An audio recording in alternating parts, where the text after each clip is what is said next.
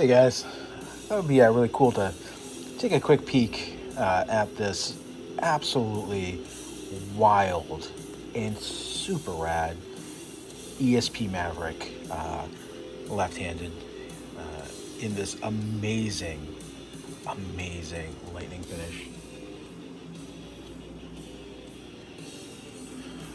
Now I am going to be putting some EMGs on here, so I've already had this thing somewhat started to take apart. I just took the neck off because I just had to beat a few of these frets into submission. But this thing is absolutely rad AF.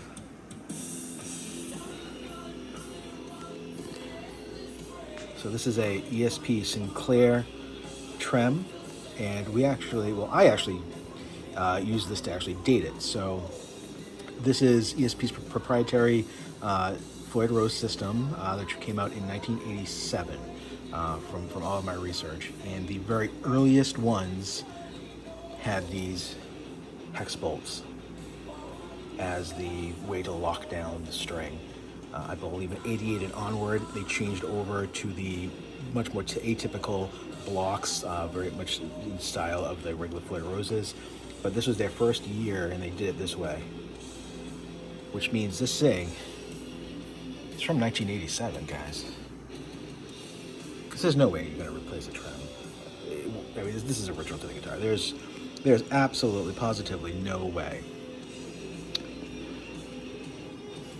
At least I know this is definitely the original neck pickup.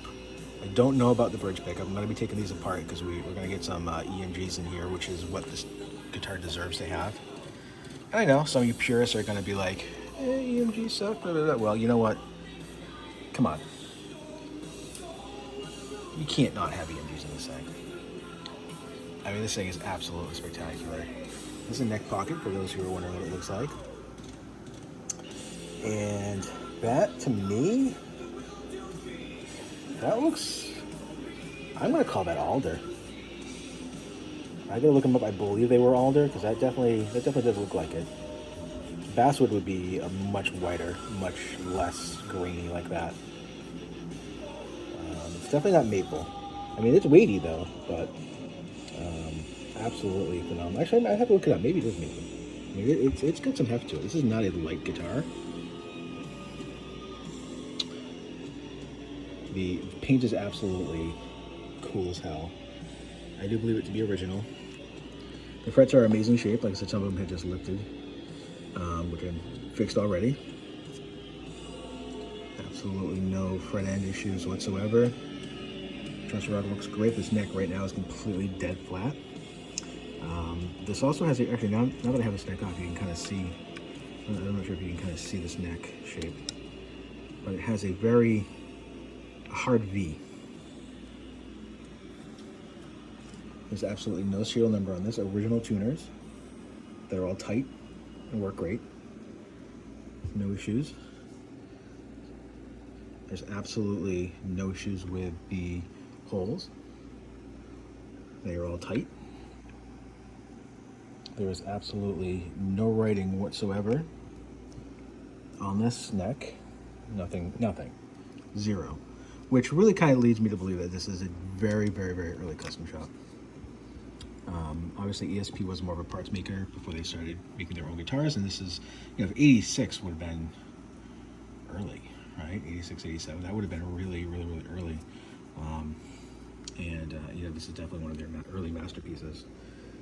Has the skull inlays, which, if you notice the way they're facing, is different than, say, like the Lynch, which they're facing that way. These are facing to the left. Or right, I guess, depending how you want to look at those inlays. Yeah, this is just cool. Do have the truss rod cover and everything. Just have it off because I've been working on it. But yeah, I'm going to be pulling the rest of this thing apart, getting rid of all the electronics in it to get ready to fit the EMGs in there. Just got to wait on the harness, the solderless snap EMG harness. Yeah. Absolutely one of the coolest guitars, and it's in just amazing shape too. I think there's like a little bit paint flaw right on that edge. See if I could just kind of shining in the light. You just kind of see like right there. But they did a good job blending that in. And there's like a little ding, like right there. Even the tip's really good. No cracks. No nothing. I mean, for all the guitars I've worked on, this is definitely up there in the cool AF department. Absolute pleasure working on this thing. Can't wait to get the EMGs in here.